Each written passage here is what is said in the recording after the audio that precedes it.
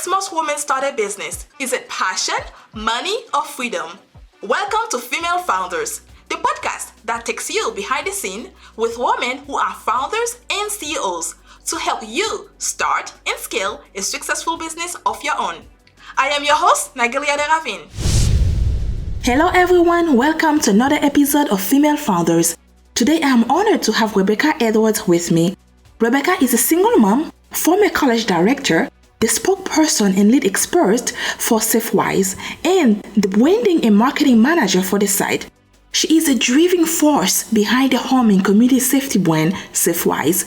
Please join me in welcoming Rebecca.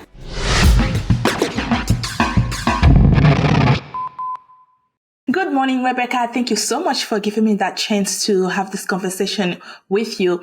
You have an interesting background going from higher education to writing and eventually become an expert on safety and security. Can you tell me about that journey and what led you to become passionate about home and community safety?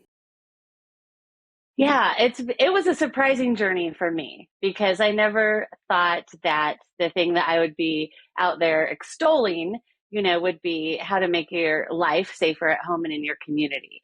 But as I look at my whole journey from being a single parent to running career colleges, and I've had to be responsible for the safety of a lot of people under a lot of different circumstances. And so when I went back to writing, which was my first love after I left higher education, I just got the opportunity to write on a bunch of different websites. I got to start a few little local magazines and things like that. And there's this website called SafeWise that just sort of became more and more prominent in my life. And they liked what I had to say. They liked my writing. They liked my take and my view on safety and security. And it just, it ballooned into my whole life is safety and security now, which makes sense because, it's really one of those pillars of living a fulfilling and happy life is that you're safe and secure. But could you share how writing became an important part of your life after your career shift? Sure. Yeah. So I started out, writing was my first love. I used to always say that I was sort of born with a pen in hand. Today's kids would be born with a keyboard at their fingertips, I suppose. And I wrote a play, the first play I ever produced, I wrote in first grade, and we performed it for the parents. And so I loved writing. And I had the opportunity to work for the Associated Press when I was younger and in college, and a single mom. And I covered a big murder trial.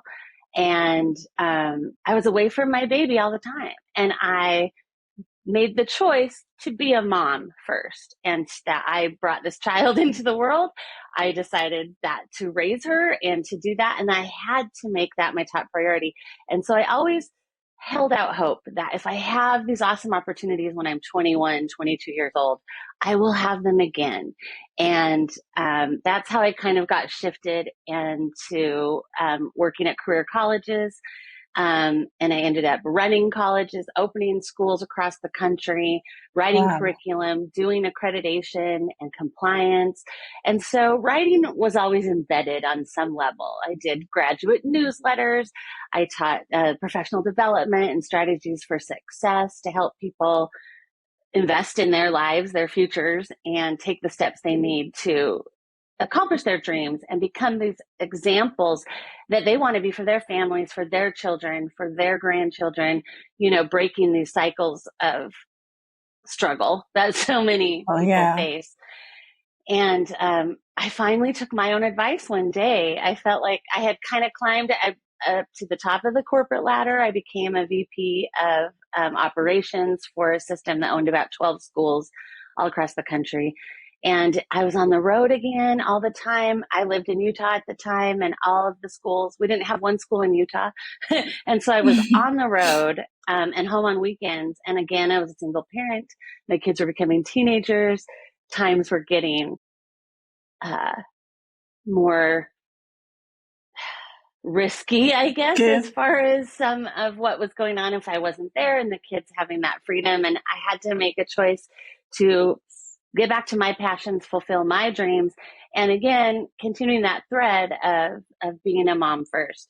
And so I decided to take the leap. I left education and started consulting. So I consulted in higher ed for a while, writing, doing accreditation compliance and writing curriculum.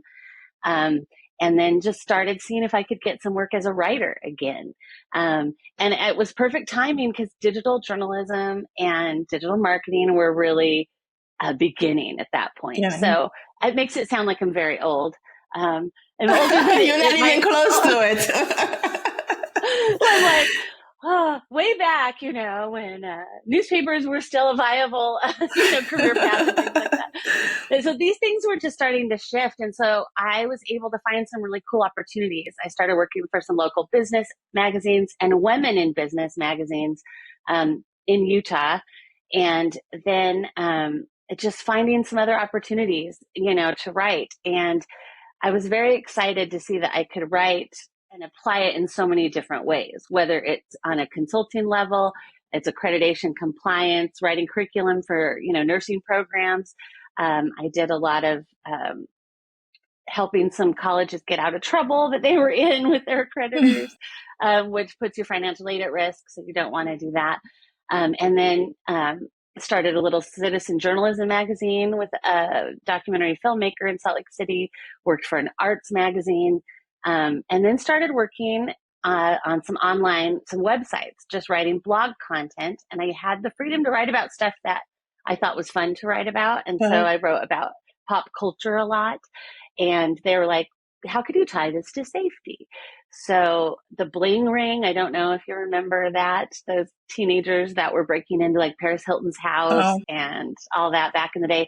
So I was able to write about what are these celebrities doing wrong when it comes to their home security and their safety. They can afford everything, but people are just walking in their house because they're broadcasting what they're doing all over the internet. That's so true. I know you're at an awards show tonight, so I can go to your house and break in and you're not going to be there.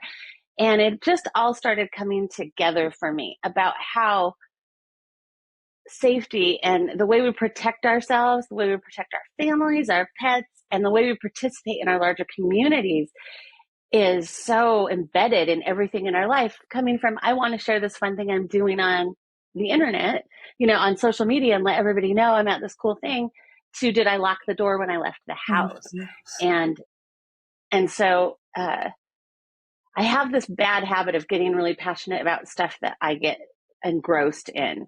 And going back to that murder trial that I covered back when I was younger in my early 20s, writing about crime was always interesting to me as well. And so we started a series on SafeWise called The Safest Cities in America. And we started studying crime trends, and looking at communities and where is it happening and what impacts that. And so I was able to really expand through writing and research and telling stories, the ways that I was able to make a difference to people in the writing that I'm doing.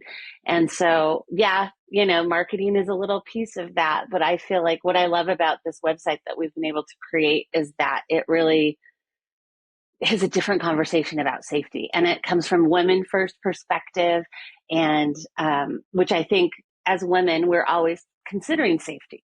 It's in our DNA from a young age. My daughter got married, and she and her husband went on a honeymoon to Italy. And he remembers being on the train in Italy and holding his bag really close, like he's strapped on, like a crossbody bag, and feeling like he needed to protect it. And that it was a weird feeling for him. And he told my daughter he hadn't had that feeling before. And she said, really? That's how I feel every time I leave my house. Like, it's the way it's always been. And so little things started to click to me of how we perceive safety, and what do we do about it, and trying to find a way to tell a message in a way that could make a difference. Because I did feel an absence when I left education, but I didn't know how I was really impacting people's lives and helping make that better, And so I felt like turn this marketing website into a mission, and that's what we're doing. But now it seems like you love to write, but the focus of your writing, you feel like you enjoy the most is when it comes to safety of other people. Is that correct? Yes. Yeah. I like to tell a story and give solutions that people haven't thought of before, that are easy, um, and that can help you take an action that will make your life better today or Today. tomorrow. And I mean, that's the goal. And so I think whether it's testing products and finding out everything about them, I love to test stuff and share all the mistakes I make setting stuff up because I feel like technology and everything can be intimidating. And so if I go through it first and I tell you it's okay, I made all the mistakes first, so you don't have to, you can learn from me. Um, that's something that makes the journey to just, adopting more safe Yeah. protocols and proactive practices in your life easier for people. More, it feels not intimidating. A lot of security voices out there are military and law enforcement and male, which is Yes. great because we need their input. But I'm bringing it from what am I thinking about my little dog, or what am I thinking about with related to my kids, or my kids that might be in college, my little nieces now that are young, and I'm going through it all again. And it's this whole digital native world. Um, and so, yeah, I like to find a story that can touch people where they live and give them a way to Right. make a change today that will benefit their overall, quality of life, hopefully. And that's the best way to go, actually. That way people connect to it as well. But now for SafeWise, has transformed from a review site to more like a comprehensive lifestyle, like you just said, focusing on safety. Could you walk us through the evolution and what led you to make this change? Yeah, so when I started writing for SafeWise, I was a freelancer. It was one of many freelance gigs that I took on. And I pretty soon became their main freelancer. And it became a primary thing. And so eventually they invited me to come in house and write for them in house, which was a little bit of a hard sell because my brother lived in Hawaii at the time. So I worked a lot from the beaches of Hawaii. And, I liked having that freedom. But I was kind of reaching a plateau of what I could continue to expand on and Mm. grow for myself on my own, on my silo, on the beach in Hawaii. Eventually, you got to take a bigger step, and dive deeper into the pool. And so I decided to take on the challenge to come in house and become a full time writer for the brand. And it just sort of ballooned into this thing. I created a monster because I thought, I'm writing for this safety website, like I want to kind of write for Goop, I kind of want to Yeah. do the Gwyneth Paltrow thing. But I thought, I don't think that's realistic. That's not going to happen. So can I turn SafeWise into the Goop of safety? And that became my mission. And I tell you what, I told that to a lot of rooms of blank stares and crickets. They did not get what I was saying. And I started kind of beating that drum in 2017 um, and just started doing things because I'm like, I feel like it needs to be a lifestyle brand. Yeah, it's a review site, but like, are we going to be Consumer Reports? Are we going to be Angie's List? What makes us different? And Different. how do we capitalize on that? And I thought what makes us different is turning safety into a lifestyle and a lifestyle brand and telling the stories that matter to the lives of the people that work on our staff, which Mm. continue to be female and for the most part. And I feel like a female voice in security is unique and different. I mean, and when we started our YouTube channel, we think we're the only um, women at the helm YouTube channel about tech and safety, specifically. And so it's important to find your niche. It's important to find your little spot, where you can carve out your place in the sand on the beach, and build that. And so once a few things started happening, that it kind of caught on. I dug more into the crime aspect of things and trying to relate to how are the things we're reviewing or the technology that's coming out, can it impact the safety in your neighborhood? If there's high crime there, can we help in some way? Or how do we make that connection to real people? And I started working on doing that and reaching out to try to get coverage, media coverage for different things we were doing, talking to reporters. I was able to go on a couple morning shows talking about like internet safety for kids and all the scary things that are out there. When do you give your kid a phone and how do you protect that phone? And, and it just started to catch on, and people started reaching out to us then instead of us always seeking them out. And that's when the company that you owns switched your our table property, pretty much. right. Yeah. They started to get it. And they're like, oh, I see what we're doing. And we started our YouTube channel. We started going on social media, and we started we did some community outreach programs where one was called Safe Rides Home, where we studied and found the states in the country and or the largest cities that have the highest incident of DUI related crashes and fatalities. And during heavy drinking holidays, we partnered with Lyft to give away like 100 free rides in every city or state that we selected that has that problem. And we would do it for the holiday. And so we were able to start some programs and do some things that really could make an impact in changing those statistics and giving people another thought and making it easy to just get a ride. There's rides out there. Don't take the risks, And so that's just one example. But and so, yeah, I just sort of kept going forward with every new little idea that I had to try to make SafeWise a brand and make it a platform to share my message of, being proactive versus reactive. And people caught on and got excited about it. And now, I was able, I'm the marketing and branding manager for the brand now. And I'm sort of the spokesperson, the face, the heart and soul of the brand. And I really do care about it. And I keep pushing for us to find ways to help people and help people make their lives safer. But Rebecca, there's a lot of things you could have chose to do because from early 20s, you have done so many different things, and you could have at least even start your own because you have the experience to do that. But why chose to become a spokesperson and lead expert for SafeWise? Why not start your own? So that is a really good question. And I'll tell you what changed my mind to starting my own, because I was part of a startup of 2 little local magazines. And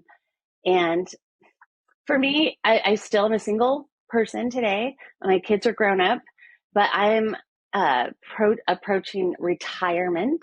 And I guess while I was still happy to take risks to change my trajectory and do different things, I wanted to take different risks financially, I guess. And so this opportunity to build a brand, be the face of the brand, and not be the only one on the hook for the financial outcomes of it was the right fit for me at the time. Today, I tell you what, I do have thoughts of, can we buy SafeWise and just make it our own thing? Because I do want to have that bigger ownership. So I'm always thinking, I'm always plotting to make my life probably more crazy than it needs to be, but it's because that's what keeps me going, keeps me engaged, keeps me excited to get up every morning and do what I'm doing. And I feel like we've gotten the support that we needed. So I guess if the support wasn't there to build this, and it's really easy to try and fail at things. For me, when I'm not like I said, when it's not my bottom line 100%, when it's part of a collaborative group and we have, a different part of investors involved that give me that leeway. Because I have tried and started things that we decided didn't quite go the way we wanted. And so we're going to pivot in, So I guess I became a little cautious in my old age. And this felt like, the safe and secure route for my financial security for the future.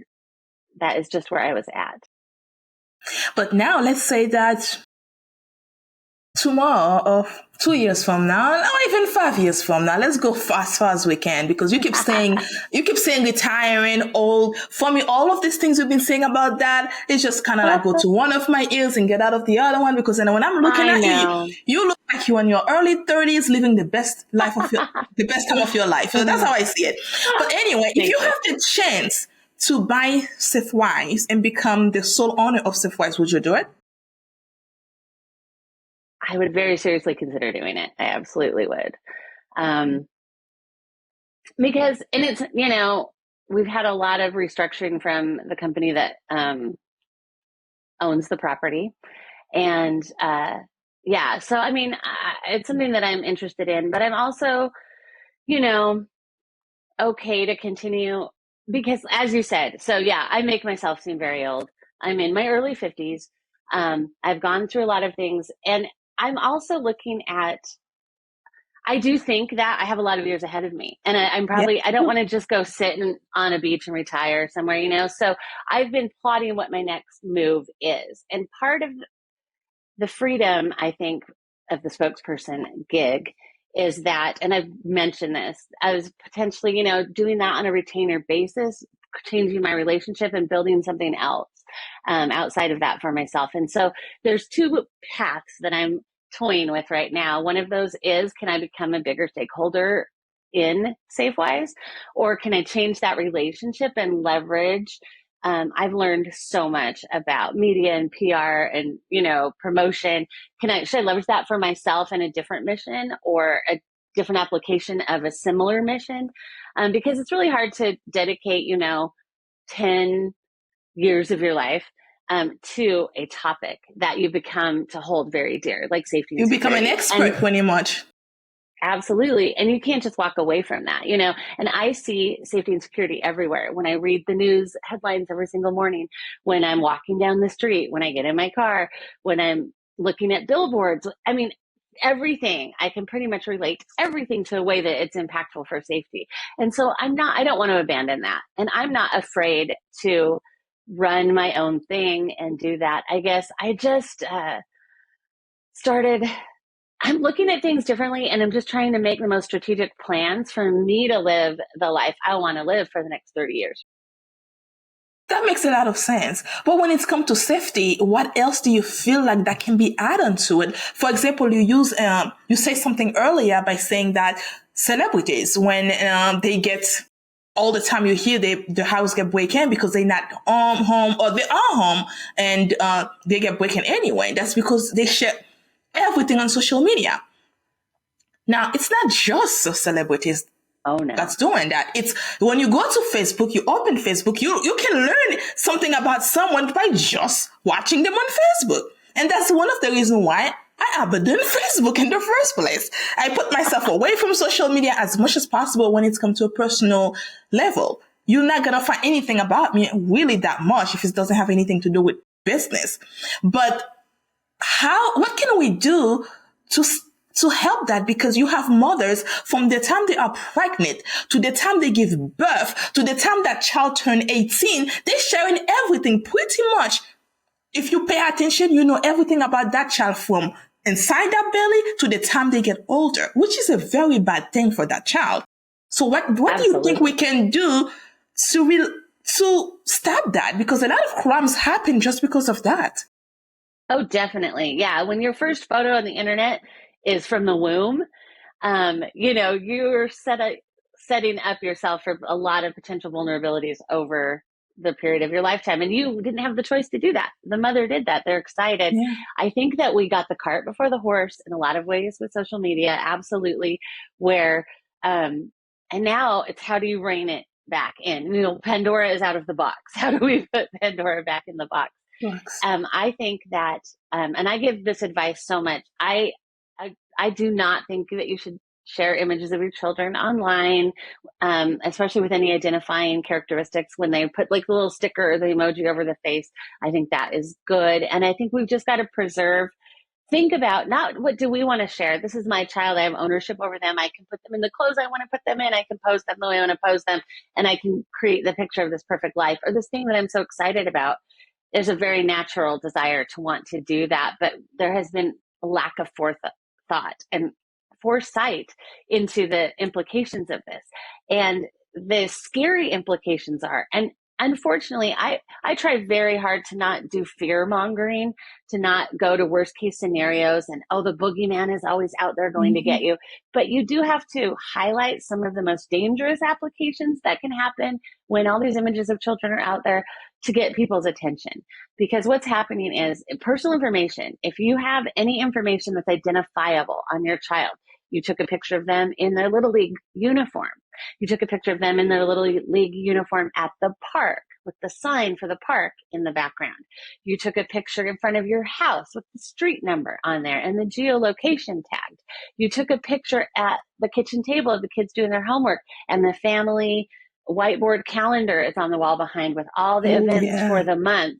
All I have seen, all of these things happen. You're take a picture in front of the fridge and the, you know, your extracurricular schedule of all the games and where they're playing is just magnet on there. We give away so many clues without even realizing that they're there. So I try to tell people to first see what everybody else is seeing. Start seeing what is there. And my biggest, like my motto, other than that safety should be a lifestyle, is that you need to be proactive when it comes to safety versus reactive. So if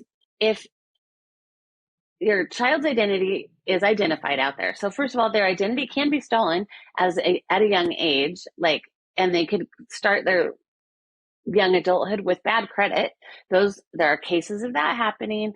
And faces, especially with AI and what we're getting into with the manipulation of images, it's even more risky and terrifying that bad actors on the dark web can take a child's likeness and insert it into something related to child pornography and different things like that. These things are really out there and they do happen. And we don't even know how often that is happening because we're not seeing those images, right? So we don't even know how widespread that could possibly be. So what people tend to do is once they learn about this, or once the bad thing happens, then they want to take it all back and fix it. After my house is broken into, I buy a security system. Well, should have done that before. What? You know, but our reaction is to do it after. The same thing with the internet. You try to scrub that internet presence afterwards, but who knows where else it's living, how much it's been cached, if it's been saved or downloaded somewhere. There are so many ways. Like we say, you cannot take it back once you put it out there. And so I'm hoping there's been a lot more awareness lately about the risks of documenting every move of your child's life on the internet. And I hope that parents are starting to pay attention. And the good thing is, I think as the younger generations, as millennials weren't quite there, my kids are millennials, and they, if we're going to use the generational catch-all terms, the digital world came to them as they were growing up. And so they're not 100%, digital natives, but I think that Gen Z and the alpha generation, as they become parents, they are not going to be doing what we've been doing on the internet because they understand inherently those risks that are out there. And I think that the novelty of it is also not there for them. There's a little bit of backlash coming to live your life in real time. Don't go to a concert and only record it on your camera. Go to the concert and watch the performers and take in the show and be in the moment. Yeah. So, but I think it continues to take a lot of education and a lot of reminders and letting people know and giving them alternatives. Create private groups on the internet. Only share things, create private albums. iPhone is great for that, where you can just create and share a private album that you're only sharing directly with your families.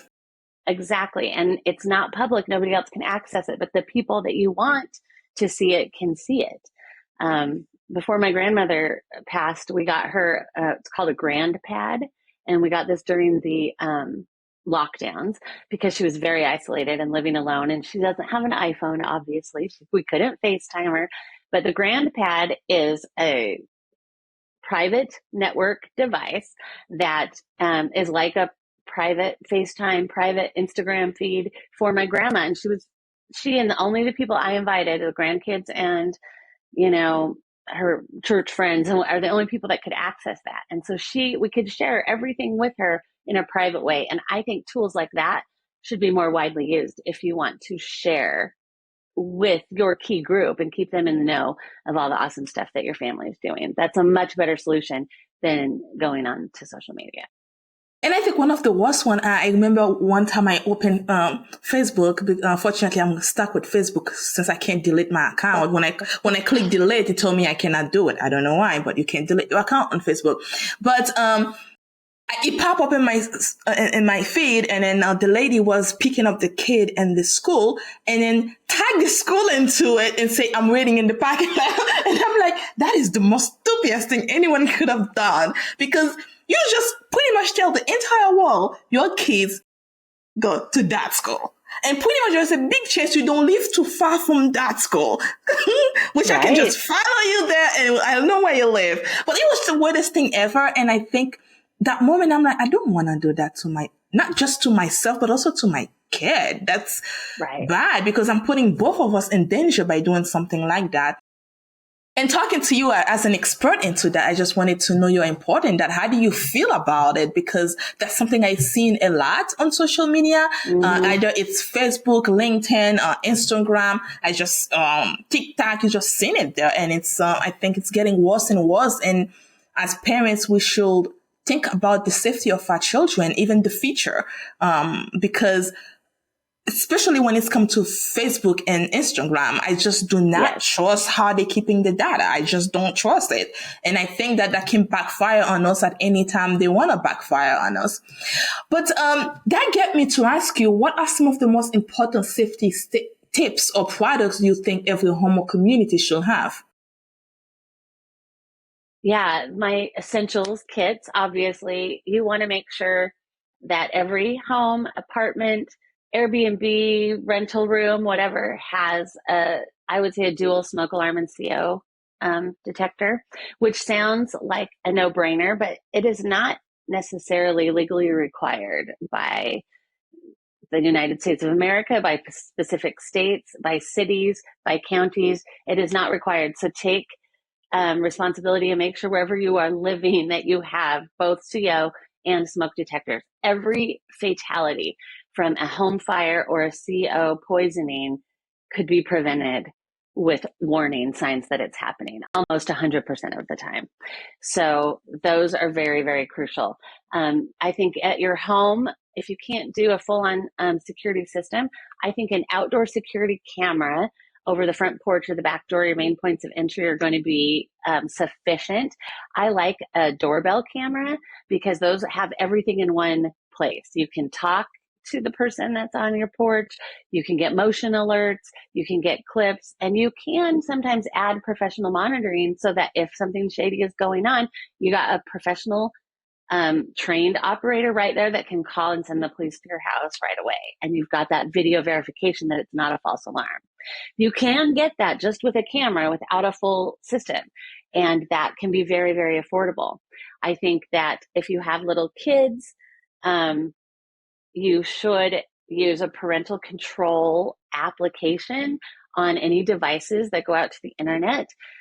Because your kids are going to have to be using the internet once they start school. The internet is going to be there, and so there are lots of privacy tools that you can activate that are built in. But you can also buy third-party apps. They're very affordable. You can usually get them sometimes for $20 for a whole year to cover, one or a couple devices. And these are going to let you set parameters, and it's going to weed out and block sketchy, scary things. And it's just going to give you more control. Along with that, I say that every family should start with a kind of like a family code of conduct, a family behavior agreement for how you utilize the internet and how you utilize connected devices in general. And everybody, mom and dad included, are part of this best practices, protocol. And if you start training them from a young age how to participate in this part of the world responsibly, carefully, and respectfully, then we're building up a whole community, a whole generation of good digital citizens that will hopefully do the right things for themselves and for the people that they are with online. Start those conversations from the first time they're going online, and obviously make it age appropriate. But you will expand that and revisit that contract at the beginning of every school year, at the beginning of every summer. Just build it into certain things where when you review new rules and household habits to start with. There are also awesomely a lot of companies coming out now that are building specific like smartphones for kids, smartwatches that are closed networks that are just like that GrandPad that I got for my grandma. It's a closed network. So it kind of works like the internet, but it only has access to the people that you put in there. And it doesn't let you go to the World Wide Web. You can't install a social media app on there, but you could post pictures and chat with your friends, and you can have GPS location. Some of them come with like a serious music like subscription to like Kids Bop radio or something. So it's all safe related things. So they can start experiencing some of those fun parts of this connected world that we're in a safe environment before you graduate them to a full-blown iPhone that can do everything. I love that. I didn't know about that. That's going to be very interesting. But now, you've been with SafeWise for so long. So how do you see the future of SafeWise? What do you hope for SafeWise to become a few years from now? What I would love SafeWise to become is I would like us to be as ubiquitous in the mind of people as things that I've mentioned, like Consumer Reports, Angie's List, Goop, a go-to place when I'm first looking for how to find a safe product to start off the school year. My kid's ready for a watch or a phone. Where do I find the right ones that meet my family? If I want to know what is happening with crime trends, what's going on with porch piracy, that's something we were the first company out there to do an annual report and try to track and quantify how many packages are getting stolen off of porches. And so I've been able to do reports with media outlets around the world on that topic. And we have some of the leading researchers in that field work with us. And I want more of those things to come on so that we can say, yes, this is the problem. Yes, this is what you can do for free, or the tools you can invest in to make it happen. Gun violence is something that I'm very passionate about, and I cover it a lot. It does make my life depressing. Sometimes you've got to take a break from reading those headlines. Last night, right before I went to bed, I got a news alert about that Baltimore college shooting that happened. And I was like, oh no. And the pit of my stomach fell out. Fortunately, no fatalities there when I found the news this morning. But those headlines, should not be something we're getting used to seeing. And so I would love to become a more active voice. And I would love to see SafeWise being able to be recognized enough as an advocate for safety and solutions that, we're trying to expand, the monetization that we do, of course. But I don't want to be chained to that. I think that if we are established as this go-to resource, then we'll be able to operate as a more robust publication that allows us to, in some ways, take riskier stances on things that are so crucial to safety and living in a safer world. And so I see advocacy as the path forward. And I think we've just got to establish that the bona fides are there, and, that the companies that we work with and recommend to trust us, the people that I recommend the stuff to trust us. And from there, that gives me the freedom to have a bigger platform to make a bigger difference and talk about things and educate people in a bigger way, to help with the stuff that is out of our control. We always start with what's in your control. Everything that I mentioned as a recommendation is in your control. What isn't in my control is everybody else out there and what they're doing. And, that can feel overwhelming. And so I'm just looking to have a bigger share of the voice for some of these more huge societal issues that are crucial and dear to my heart. But there's one thing you said that I really, I don't know how many really I want to say, but let's look at it really, a billion really. Solutions. You said solutions, because a lot of time you go to website, you go to places, you find the problem, but you don't find the solution to the problem. So now I'm facing the same problem. Well, thank you for sharing it with me, but I still don't know how I'm going to fix that problem. But it's good to know other people are dealing with the same problem, but thank you. So I think that's one thing that you said that's very important to the members, the user, I don't even if they have to pay for it, I think it's worth it, because when you find a solution to the problem, it's helpful, because it might not be the exact same solution you need, but at least you know certain step you can take. It's like, for example, your iPhone blackout. But if you go to the internet, you go to YouTube, you watch a video, you find a solution, and you take that step so you don't have to make that trip to the Apple store. It saves you that trip, right? It saves you taking that 1 hour from your work to go there. So that's very important. And that's what you said. That's kind of like automatically catch my attention. Solutions. What do all of us are looking for? When we go to the internet, Google, how do I do? What will we look? We are looking for a solution. And if we can find it somewhere, it's worth paying for, because the people behind it are putting all of their times, everything they have been learning. Let's start with you. From early 20s, everything you have been learning, you're putting it into that, you're being that spokesperson to teach it, to give it to people. I think it's worth paying for, because it's more than just education. It's the experience that's behind it. Absolutely. Now, I love that you said that. Yeah. And I try not to produce, when it comes to writing, I try not to write anything or produce a video or do anything that isn't offering a solution, because I do highlight problems and I am covering more news related safety issues. But what makes the SafeWise brand the one that we're hoping people can rely on is that it does always offer some solutions, not just an analysis that the problem exists and the world can be scary. One of our taglines on our social media is life can be scary. It doesn't have to be. That's what we're here for. So yeah, solutions is key. I'm so glad that I said that and that you picked up on it. So before we wrap up, go ahead. You're so close to something you forget. You know what I mean? Like, yeah. So, huzzah. But hey, you are the spokesperson for a reason, right? Right. Well, where can our listeners go to learn more about SafeWise and follow your latest tips and insights? Yeah, if you go to safewise.com, and most of our content is free at this point. We don't have a subscription, so we want our solutions and insights to be available to everybody. We also have a YouTube channel. Again, it's called SafeWise. And on social media, you can find us as Ask SafeWise. That's on Instagram. We have a Facebook group called Safety Mavens, because we're kind of big safety nerds. And our TikTok is also Ask SafeWise. And that's where we're going to give commentary on things that are currently happening, tips and solutions of things that you can do immediately to make things better, and reviews and insights into products, how to set them up, how to use them. Are they worth the money? Are they not? Yeah, so safewise.com, it'll pretty much get you everywhere.